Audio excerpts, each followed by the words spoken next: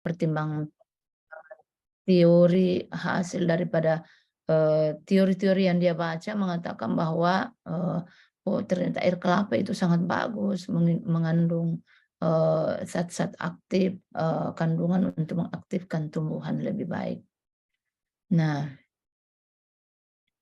tahun 1942 kembali lagi White memang ternyata orang ini ya bergerak di kultur jaringan bersama dengan Brown melakukan penelitian pada crown gall dan memberikan dan pembentukan tumor pada tanaman dan menumbuhkan jaringan tanaman yang bebas tumor. Ya. Oke, jadi dia hasilnya nanti jadi dia bekerja pada tanaman yang ada tumornya, kemudian menumbuhkan jaringan tanaman yang bebas dari tumor. Ya, jadi istilahnya sama dengan biasanya pemulihan tanaman. Pemulihan tanaman menghilangkan antara yang spesies satu dengan spesies yang lain atau varietas satu dengan varietas lain, kemudian nanti akan menghasilkan varietas unggul. Ya, oke. Kaplan dan Stewart penggunaan santan kelapa, ya sama dengan ini tadi air kelapa, yang pada dasarnya menggunakan kelapa untuk pada kultur jaringan wortel dan kentang, ya. Dia mengkultur wortel dan kentang dengan menggunakan bantuan santan dari kelapa. Kalau tadi di Van Overbeek itu menggunakan air kelapa untuk membantu untuk di medium ya, membantu di medianya. Morel, kultur jaringan tanaman monokotil menggunakan santan kelapa juga. Tidak jelas di sini tumbuhan monokotil apa yang dia gunakan, yang dia kultur, mungkin lebih dari satu, tetapi dia tidak menyebutkan di sini. Apa yang dari buku yang saya ambil juga tidak dikatakan seperti itu, tidak menyebutkan namanya, spesiesnya. Kemudian Muir menemukan penemuan teknik kultur sel dengan melakukan kultur sel yang berasal dari kalus. Kalus itu sebetulnya adalah ketika kita memotong suatu jaringan, suatu organ, kemudian ketika mulai terjadi istilahnya kan terjadi luka ya ya ketika tumbuhan yang jaringan yang dipotong itu kemudian mengeluar atau ke organ, kemudian dari luka tadi sudah mulai tertutup, itu yang disebut dengan kalus. Ya, mudah-mudahan saya tidak salah mengartikan. Berikutnya tulek kultur haploid dari polen tanaman Gymnospermae atau tumbuhan biji terbuka. Jadi dia mengkultur polen atau serbuk sari dari tanaman Gymnospermae. Nah, jadi tadi kita menyebutkan ada tunas, ada sel, ada protoplas, ada jaringan, ada organ. Tunas itu termasuk organ juga sih. Ternyata bisa juga dari polen. Polen itu adalah salah satu bagian, ya karena ini juga organ sebetulnya, salah satu bagian dari organ bunga, yaitu serbuk sari. Ternyata serbuk sari juga bisa ya, luar biasa itu serbuk sari yang hanya sebagai sel kelamin jantan saja bisa dijadikan sebagai bisa dikulturkan. Kemudian Miller penemuan sitokinin yaitu kinetin dan menemukan faktor-faktor yang menyebabkan pembelahan sel. Nah, ini kaitannya dengan kultur jaringan juga. Ya, ada menanti itu nak? Ada menanti itu? Oh, telat kak? Oh, sholat kak dulu kemarin. Baru abis itu pikir di rumah Om Didin tuh jadi lupa mah. Ayah pergi, keluar keras sini. Situ lagi membongkar itu.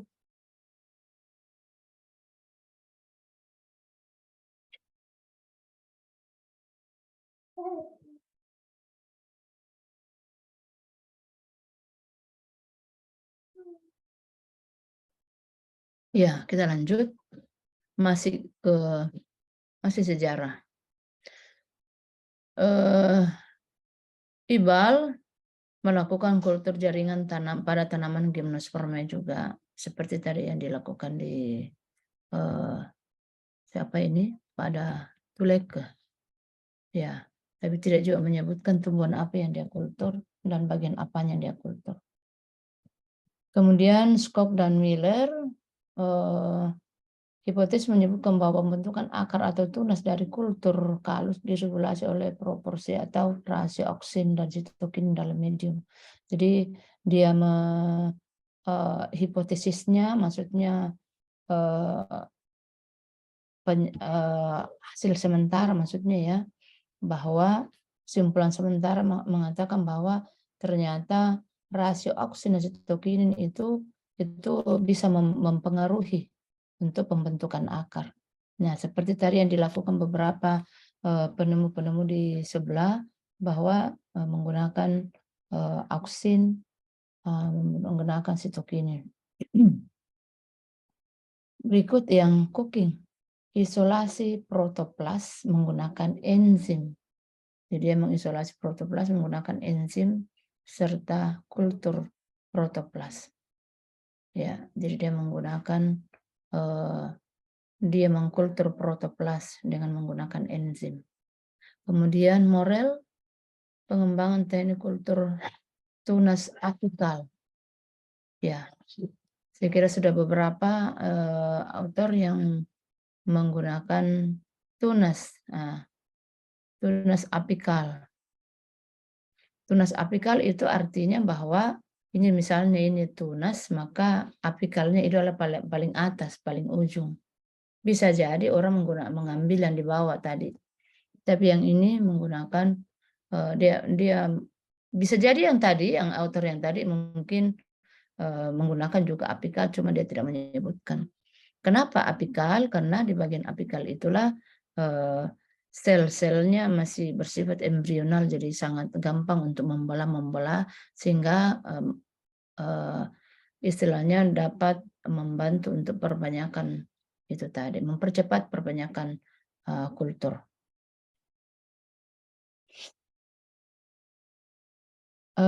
Morel juga yang sama tahun 1964 mengembangkan teknik kultur meristem.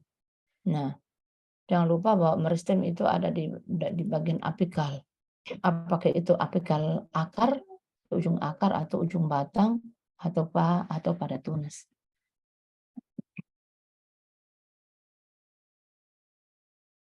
Mengembangkan teknik kultur meristem dan mendapatkan anakan tanaman anggrek yang bebas virus dari induk tanaman yang terjangkit virus. Ya, jadi dia ambil dari jadi eksplantnya diambil dari anggrek, tanaman anggrek, bagian meristemnya yang terjangkit virus. Nah, dan akhirnya mendapatkan planlet anggrek yang bebas virus, luar biasa. Nah, 1966 Guha dan Maheswari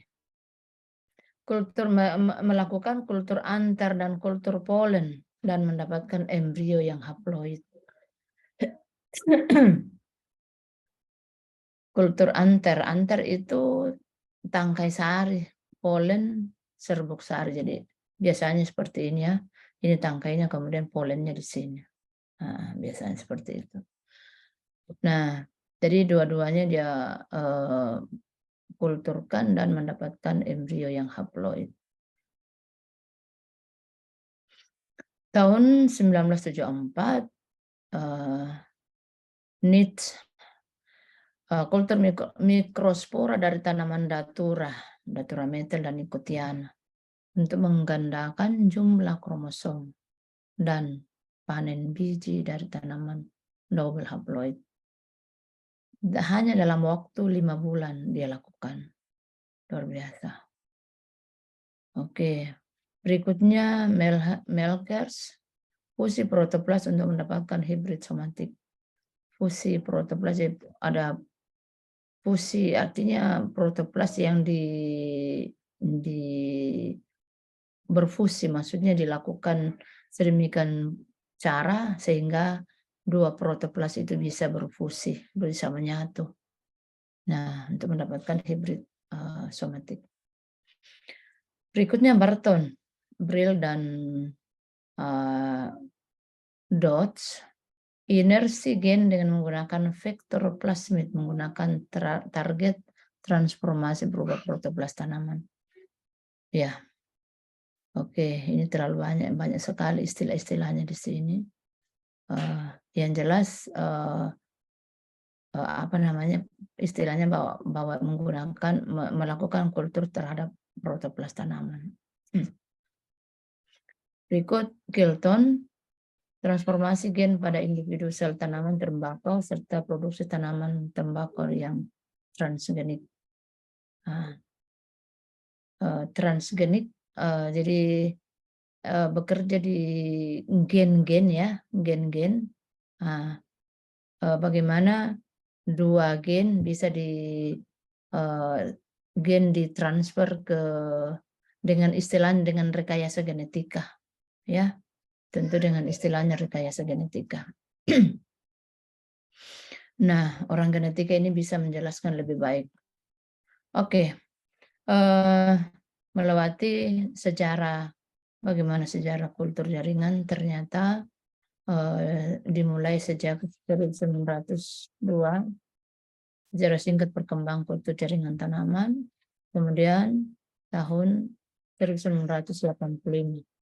Nah, berarti sini sudah betul ini masih di luar negeri tahun 1985.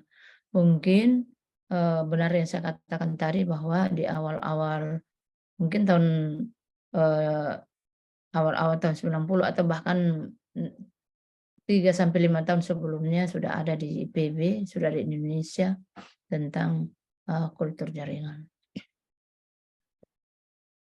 Kita masuk ke pengertian kultur jaringan atau tissue culture. Kultur sama dengan budidaya atau perbanyakan.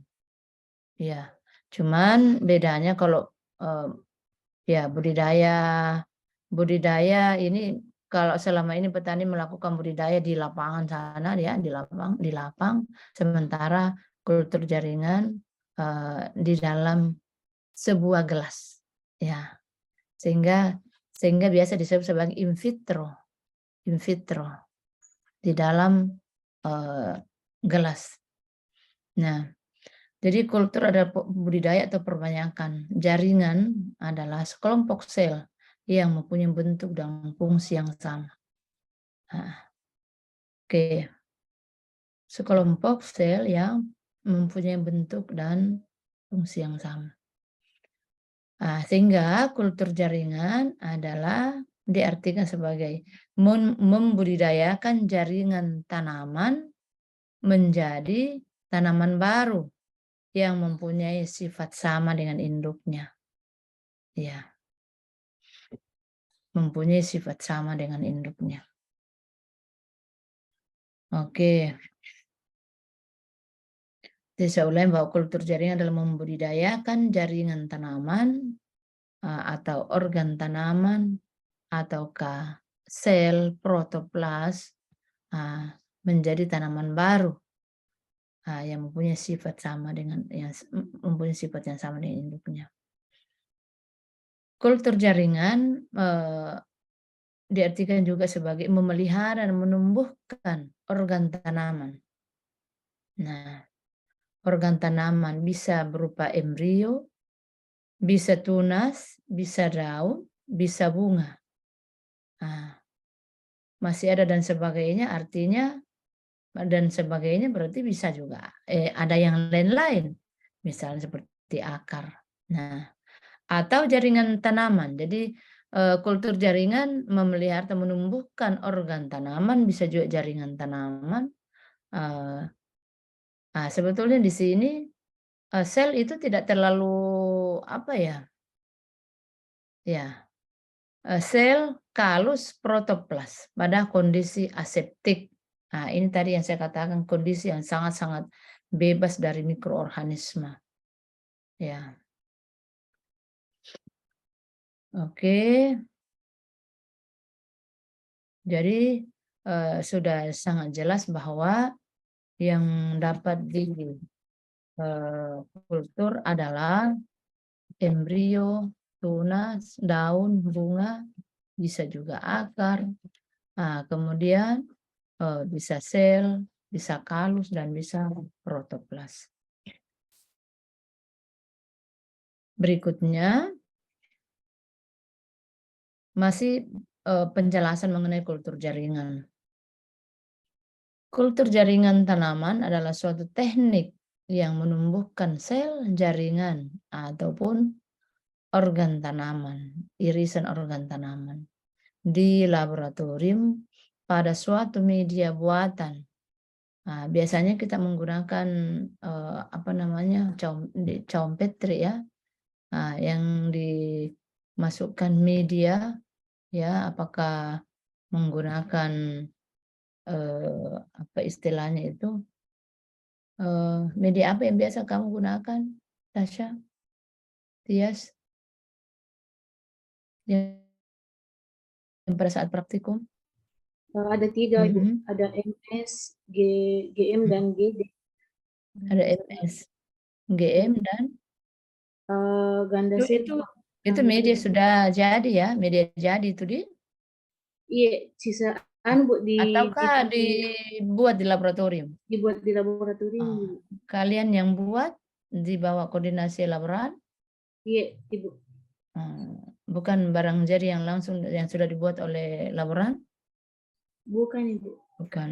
Berarti bagus itu karena Anda punya pengalaman. Apa yang harus dicampur-campurkan, berapa lama selesai. Nah, untuk kemudian siap untuk dijadikan sebagai medium tanaman. Jadi, saya ulangi, suatu kultur jaringan tanaman, suatu teknik untuk menumbuhkan sel, kah itu, jaringan, kah itu, atau irisan organ tanaman di laboratorium pada suatu media buatan yang mengandung nutrisi, ya, yang aseptik atau steril untuk menjadi tanaman secara utuh. Ya. Apa itu yang disebut dengan kondisi steril, ya? Merupakan suatu syarat mutlak. Ini merupakan syarat mutlak. Jadi sangat-sangat mutlak ini, syarat mutlak yang harus diikuti. Keberhasilan pelaksanaan kultur jaringan merupakan syarat mutlak untuk keberhasilan pelaksanaan kultur jaringan. Sehingga kondisi ini harus tetap dijaga selama berlangsung proses kultur.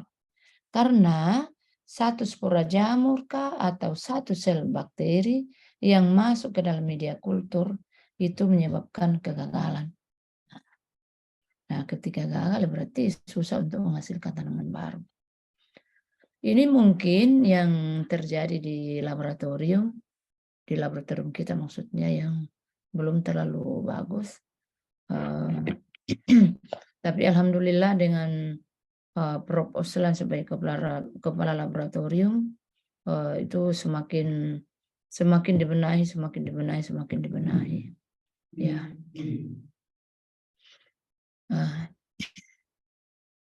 Waktu kami jadi kalap beberapa tahun yang lalu, tahun 2009 kali ya, sampai 2009 sampai 2012 itu sudah dimulai juga.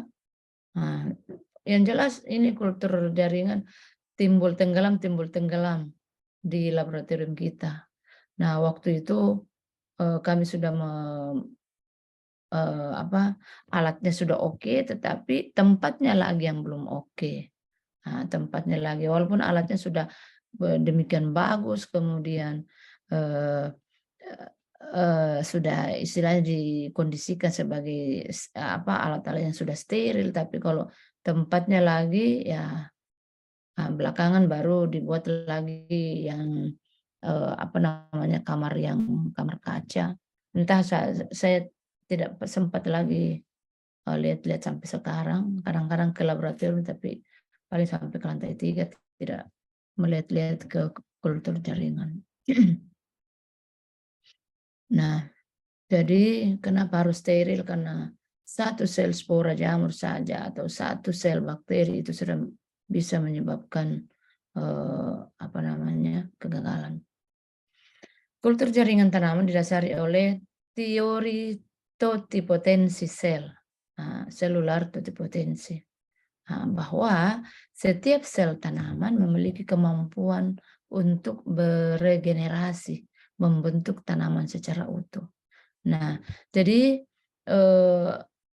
teori yang melandasi para ahli-ahli, bahkan ahli dulu bahkan sampai sekarang, mengapa itu bisa dikultur itu seperti organ yang diiris-iris, daun yang dipotong-potong kecil, kemudian sel, kemudian jaringan. Nah, itu karena secara teori bahwa semua bagian-bagian katakan misalnya tumbuhan, hewan itu memiliki kemampuan untuk bisa beregenerasi. Nah, tentu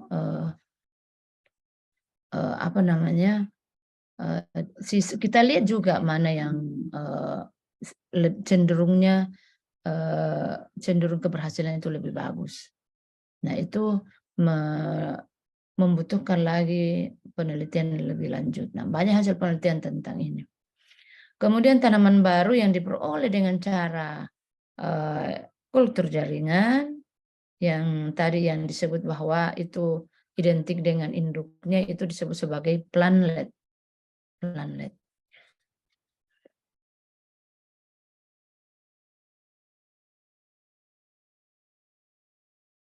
Nah, berikutnya, jumlah tanaman baru yang dihasilkan mencapai puluhan hingga ratusan dari satu bahan tanaman atau eksplan. Sehingga teknik kultur jaringan tersebut disebut sebagai metode perbanyakan tanaman. Ya, sehingga disebut tadi itu budidaya, memperbanyak. Nah, metode perbanyakan tanaman yang dilakukan dengan teknik kultur jaringan tergolong perbanyakan secara vegetatif. Kenapa disebut vegetatif? Artinya tidak melibatkan antara sel kelamin jantan dengan sel kelamin betina. Ya, biasanya kan kalau secara alami bahwa nanti terjadi individu baru ketika secara generatif itu pertemuan sel kelamin jantan dan sel kelamin betina, dalam hal ini adalah serbuk sari dengan sel telur. Nah, bisa juga sebetulnya perbanyakan secara vegetatif. Ada vegetatif alami, vegetatif buatan. Vegetatif alami seperti pisang. Pisang kan tidak pernah lihat tunggal ya, tapi otomatis keluar anak-anak kan muncul di sekitarnya. Nah, kemudian apalagi seperti alang-alang, seperti stroberi karena punya stolon. Alang-alang karena atau seperti alang-alang juga stolon. Seperti yang memiliki rizoma itu apa tuh? Dingiber, kayak kunyit, jahe-jahean, lengkuas itu karena ada rizoma atau batang di bawah tanah. Nah, itu secara alami, perbanyakan secara alami.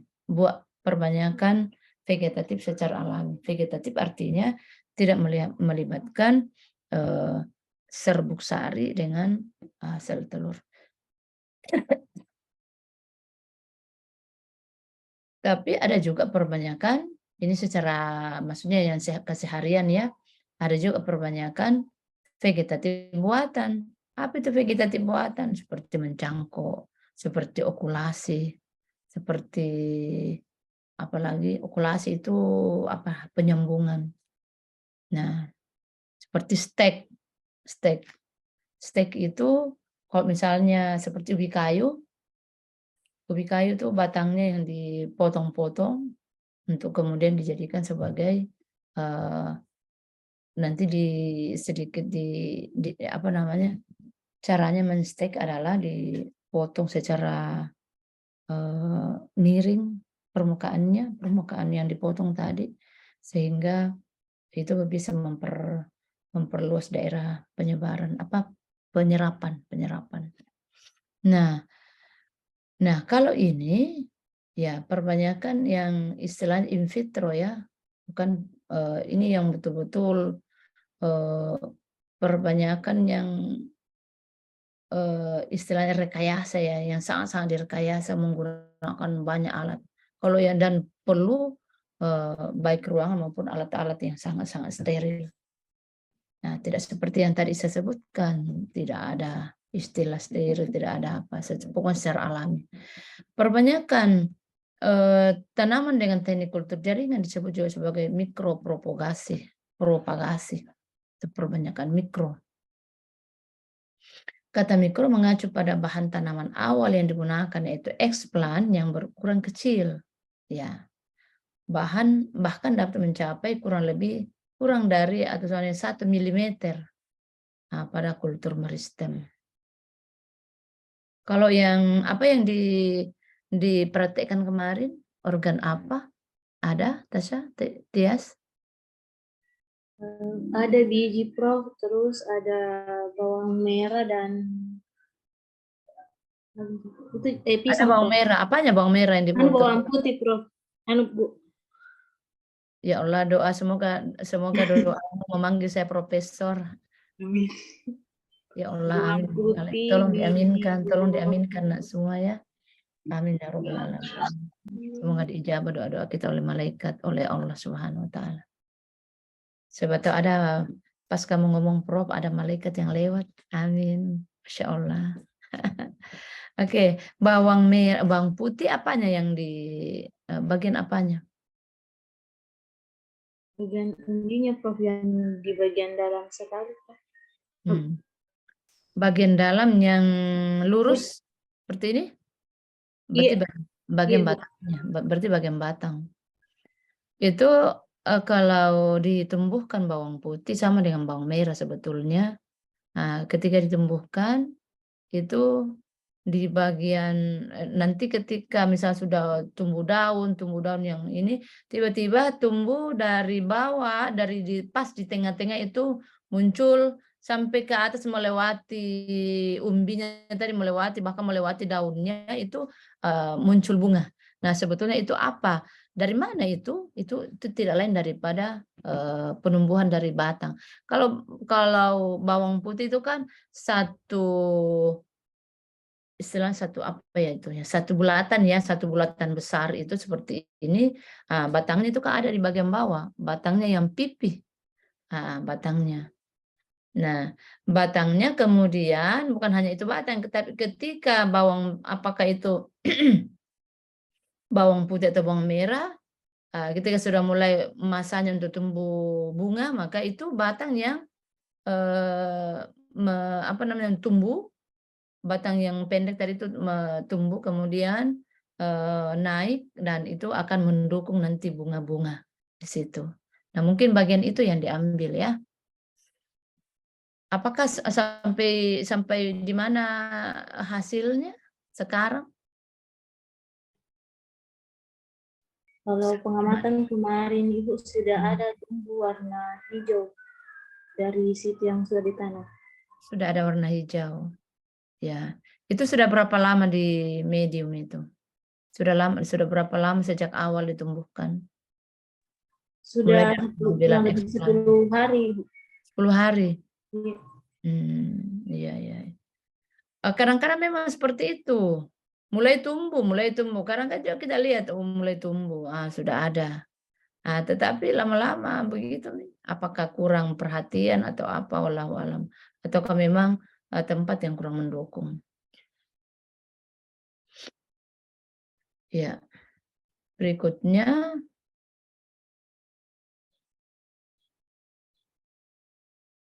Ya. Eksplan, itu tadi yang saya sebut eksplan, merupakan istilah untuk bahan tanam awal yang digunakan dalam mikropropagasi. Jadi itu tadi, apakah daunnya apakah daunnya, akarnya kah, atau jaringannya kah yang diambil, nah itulah yang disebut sebagai eksplan. Eksplan dapat berupa sel, ya. Jadi kultur sel berupa protoplas, kultur protoplas, epidermis, empulur, kultur itu tidak lain dari kultur jaringan, dan meristem apikal atau meristem lateral disebut sebagai kultur meristem. Oh iya, oke. Jadi kemudian tunas apikal, tunas lateral, itu adalah kultur tunas, serta irisan akar, batang maupun daun itu disebut sebagai kultur organ. Nah, coba lebih banyak lagi nih. Kultur sel, kultur protoplas. Tapi sebetulnya protoplas kan ada di dalam sel ya, jadi sama saja sebetulnya ini. Kemudian tapi mungkin protoplasnya khusus, kalau kultur protoplas mungkin khusus protoplas, kalau sel ya secara keseluruhan. Nah, ini ada kultur jaringan, ada kultur meristem, ada kultur tunas, dan kultur organ. Nah, berikutnya istilah kultur in vitro lebih tepat. Nah, ini tadi yang saya bilang di awal. Kultur jaringan, karena kita berdasar dari sini ya, kita berdasar dari sini tadi, eksplan sumbernya dari mana? Ada dari sel, ada protoplas, ada epidermis, empulur, yang tidak lain daripada jaringan, ada meristem, ada meristem apikal, ada organ apikal, ada akar, batang, daun. Nah, jadi istilah kultur in vitro lebih tepat digunakan untuk mikropropagasi dibandingkan yang kultur jaringan. Nah, kenapa? Karena yang dikulturkan sangat beragam. Ini tadi yang kita sebutkan di awal ya. Nah, karena yang dikulturkan sangat beragam, bukan hanya jaringan. Nah, ini tadi kita lihat ini. 1, 2, 3, 4, 5, 6. Tapi sebetulnya kalau kultur apikal, kultur tunas sama dengan organ juga sih sebetulnya. Tapi iya sama dengan organ juga. Nah, tapi mungkin dia lebih banyak ke istilahnya, dia lebih tercetak pemikirannya ke bahwa apa yang disebut dengan organ vegetatif adalah akar, batang, daun. Apa yang disebut sebagai organ generatif adalah bunga, buah, biji. Nah, itulah mungkin sehingga dipisahkan antara kultur tunas dan kultur organ. Nah, oke. In vitro berasal bahasa Latin yang artinya di dalam gelas, in vitro, untuk menggambarkan suatu proses biologi yang berlangsung dalam tabung gelas atau botol kultur di luar tubuh makhluk hidup. Ya, jadi ini suatu perkembangan ilmu pengetahuan yang sangat-sangat luar biasa. Hanya sedikit saja yang diambil, ternyata itu bisa menumbuhkan banyak individu. Tadi dikatakan bisa 10-an bahkan sampai ratusan individu yang bisa dihasilkan. Nah, cuma itu tadi ketika sudah menjadi eksplan itu harus menjadi planlet, ada harus beradaptasi dengan baik, dikeluarkan dari botol. Setelah dikeluarkan dari botol ditempatkan di mana, botolnya masih di laboratorium tentu ya, masih di laboratorium. Kemudian setelah itu dibawa di dalam greenhouse. Setelah itu belum bisa langsung dibawa ke lapangan, di dalam greenhouse dulu beberapa lama, setelah itu baru di lapangan. Nah, tentu di dalam proses dari awal sampai akhir itu pasti banyak yang mengalami kerusakan, dalam hal ini mati ya. Oke, ya seperti itu yang saya berikan dulu ya. Eee, jam berapa sekarang? Belum jam 9.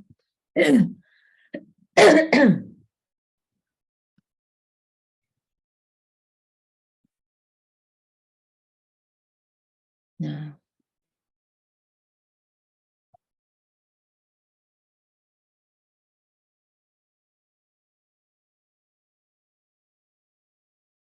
iya.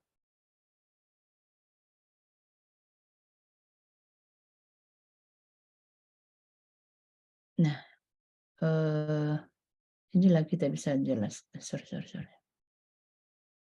Ya, jadi ini kita kembali ke sini tadi bahwa, eee, kita hanya mengatakan kultur jaringan ya, tetapi tentu tentu kita sebagai, eee istilahnya orang awam yang mempelajari mempelajari, hal ini ya, tentu kita tidak bisa merubah begitu saja, karena ini memang sejak sejak dahulu dikatakan bahwa itu kultur jaringan. Nah, walaupun sebetulnya ada organ yang dibutuhkan untuk, yang diambil sebagai sebagai explant ya. Oke.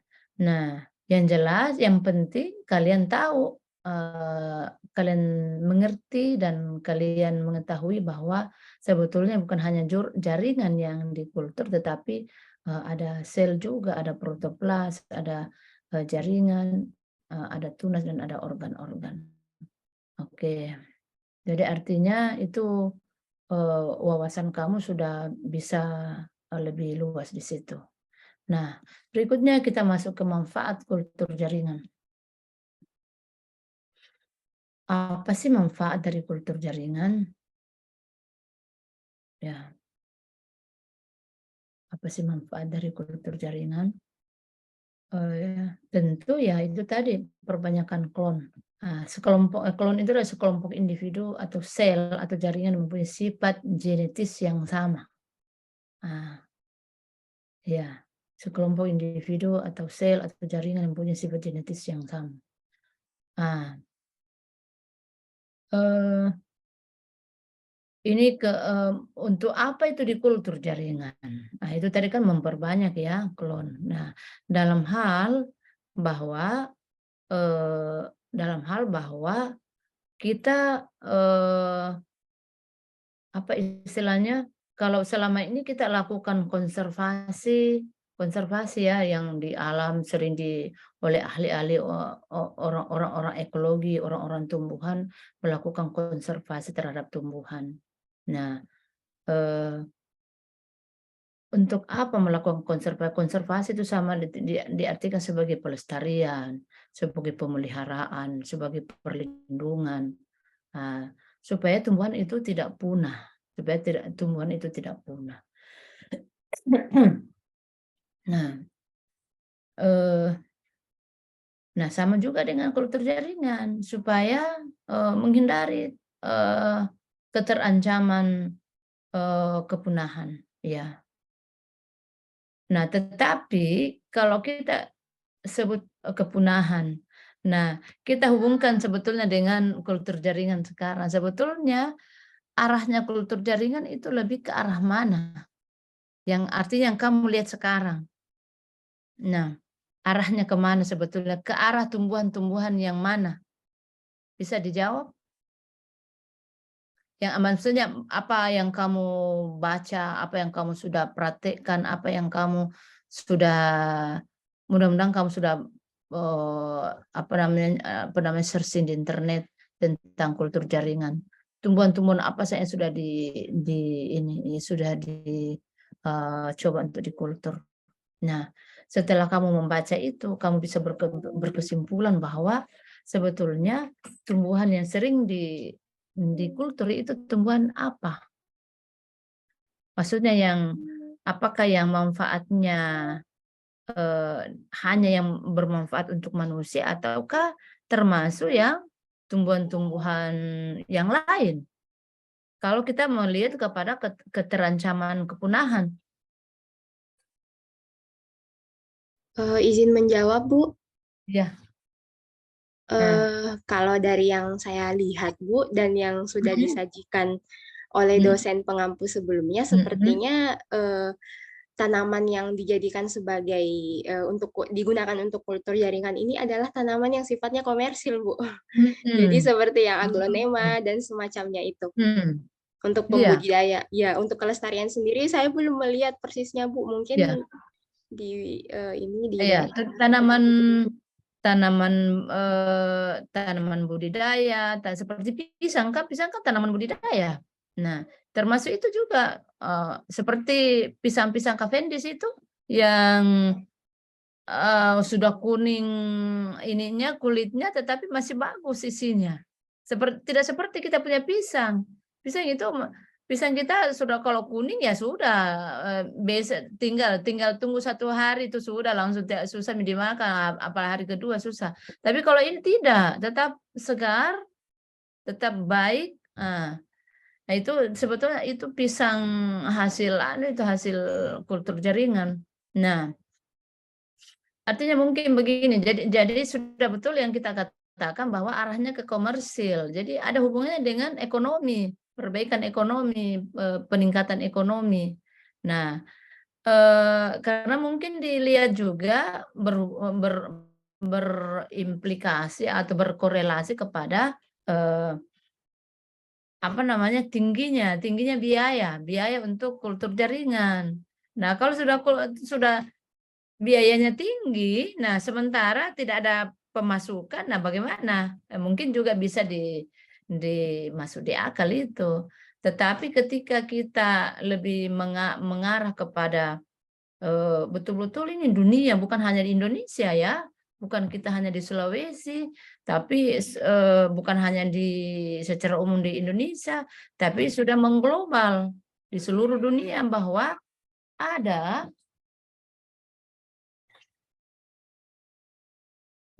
tumbuhan-tumbuhan tertentu yang sudah punah. Nah, kalau misalnya tumbuhan A punah, nah apa yang terjadi dengan ekosistem? Apa yang terjadi dengan ekosistem? Jadi ada selalu timbal balik begitu. Apa yang terjadi dengan ekosistem? Nah, burung atau hewan yang makan tumbuhan tadi yang sudah punah itu akan mati juga. Maksudnya tidak lama akan punah. Apalagi kalau tumbuhannya hanya sekitar itu saja, maksudnya bahan makannya hanya itu saja. Nah, sama halnya juga misalnya tumbuhan apa saja yang berlindung di bawah tumbuhan yang punah tadi, mengalami kepunahan tadi. Nah, itu juga akan terganggu. Kan ada tumbuhan yang suka hidup di bawah pohon. Mengapa? Karena teduh, kemudian ada memang sifat-sifat tumbuhan seperti itu. Jadi dia punya batas toleransi untuk hidup itu sangat-sangat kecil, sangat kecil. Sehingga jadi batas toleransi itu yang istilahnya yang optimumnya, ketika mengarah kepada yang yang minimum atau maksimum, nah sedikit-sedikit perubahan itu dia pasti akan terganggu. Nah, banyak yang terganggu seperti itu, banyak yang punah. Nah, bagaimana ekosistem? Baru satu tanaman yang punah. Nah, kalau banyak tanaman yang punah, nah sebetulnya harusnya tidak seperti itu, harusnya mengarah kepada tanaman itu juga, tanaman yang bukan hanya yang tanaman komersil ya. Jadi semata-mata tidak untuk meningkatkan ekonomi, tetapi juga betul-betul untuk melakukan perbanyakan untuk memang melihat kepada manfaatnya secara global. Nah, kita tahu bahwa tumbuhan itu adalah paru-paru dunia. Maksudnya seperti vegetasi di hutan. Vegetasi hutan itu sebetulnya merupakan paru-paru dunia. Nah, luar biasa ciptaan Allah. Sering-sering ini di bulan suci Ramadan ya, sering-seringlah mentadaburi alam ya. Kita jalan-jalan. Nah, kadang-kadang kita bawa mahasiswa keluar. Sebetulnya saya kasih mahasiswa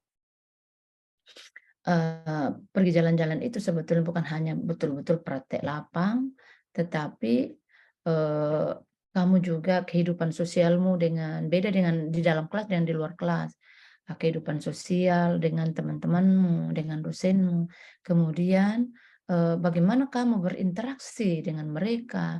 Kemudian bagaimana lebih mengarah lagi kepada bagaimana kamu mensyukur nikmat Allah ketika kamu berada di sekitar tumbuhan. Ya Allah, bagusnya ini tumbuhan, bagusnya ini tanaman. Di samping sebagai pelindung kita bisa menikmati itu warna-warnanya yang cantik, menikmati melihat itu daun-daunnya yang hijau, masya Allah, betul-betul menyehatkan pandangan mata. Belum itu secara lahiriah ya, tapi yang kita tidak lihat, artinya dilihat secara kasat mata, tapi yang kita tidak lihat sebetulnya itu lebih besar lagi fungsinya. Itu tadi yang saya katakan bahwa hutan itu adalah paru-paru dunia. Kita tidak merasakan bahwa kita tidak lihat bagaimana oksigen yang dihasilkan oleh tumbuhan itu bisa kita hirup, kita kemudian kita mengeluarkan CO2 sebagai hasil akhir dari metabolisme di dalam tubuh, dan itulah yang dijadikan sebagai bahan baku untuk oleh tumbuhan untuk melakukan proses asimilasi atau proses fotosintesis yang menghasilkan menghasilkan oksigen. Luar biasa, masya Allah. Jadi sering-seringlah mentadaburi alam. Terima kasih Allah, terima kasih. Kadang-kadang juga kita keluar dari seperti ini masa-masa lebaran ya, masa-masa puasa ya. Kadang-kadang saya tidak ke masjid kalau subuh, tapi lebih mengarah kepada bahwa perempuan tidak terlalu diwajibkan untuk ke masjid. Tapi kalau seperti saya mungkin sudah istilahnya sudah mulai tua ya. Kalau seperti kamu mungkin belum di ini, lebih mulia kalau di rumah. Nah, tapi kalau misalnya datang salat malam seperti tarawih boleh. Nah, seketika kita keluar dari rumah pada saat pagi-pagi, subuh, kita keluar dari rumah, Masya Allah itu udara luar biasa. Nah, di situ kita jangan lupa selalu mengucapkan Alhamdulillah, terima kasih ya Allah. Kita saja bernapas, Alhamdulillah, Alhamdulillah. Apalagi di bawah pohon. Atau kita kena angin-angin sepoi-sepoi, apalagi di sawah, Masya Allah itu yang saya rindukan biasa di kampung. Nah, itu sering-seringlah mengucapkan Alhamdulillah, syukur Alhamdulillah.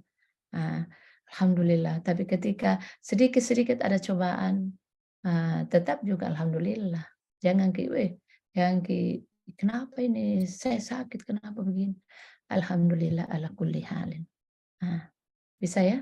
Alhamdulillah ala kulli hal. Kadang-kadang juga disebut Alhamdulillah, disambung Alhamdulillah ala kulli halin. Artinya terima kasih kepada Allah, segala puja dan puji bagi Allah dalam segala hal. Kadang-kadang juga kalau misalnya kita agak susah belajar, susah mengerjakan sesuatu, ya Allah, astagfirullah, astagfirullah. Nah, dalam situasi seperti itu, saya tetaplah bersyukur Alhamdulillah ala kulli halin. Terima kasih ya Allah dalam segala hal. Oke.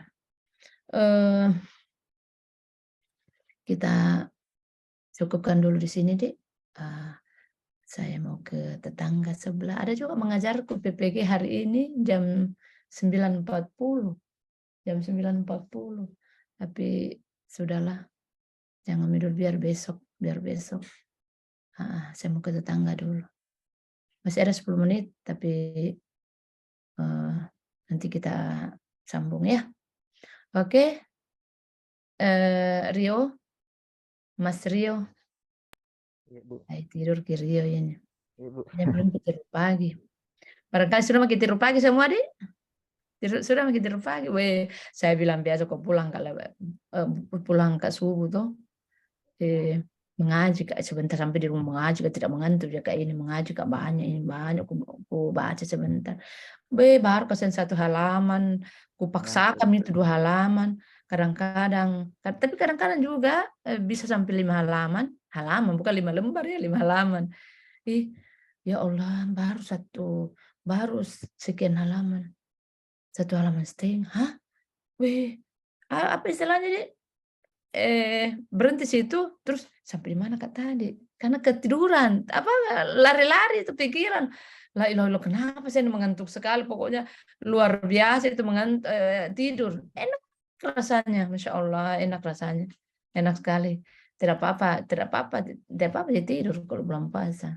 Apa istilahnya, mengistirahatkan semua apa namanya, jaringan-jaringan tubuh kita. Supaya bisa lebih prima dalam menjalankan ibadah puasa. Oke, cukup dulu Riodi. Nanti insya Allah pekan depan kita sambung. Iya. Bu. Apakah saya sudah lihat jadwalnya Rio. Nanti sih tinggal saya pilih-pilih yang mana. Supaya dekat-dekat Lebaran nanti tidak lagi kita kuliah ya. Nanti setelah Lebaran lagi. Iya, Bu.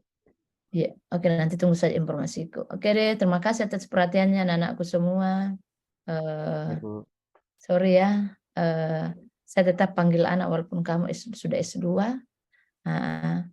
Oke, biar lebih apa namanya, biar lebih istilah lebih ada chemistry. Terima kasih sekali lagi dan alhamdulillah. Assalamualaikum warahmatullahi wabarakatuh. Waalaikumsalam. Waalaikumsalam warahmatullahi wabarakatuh. Terima kasih Bu. Baik. Terima kasih banyak Bu.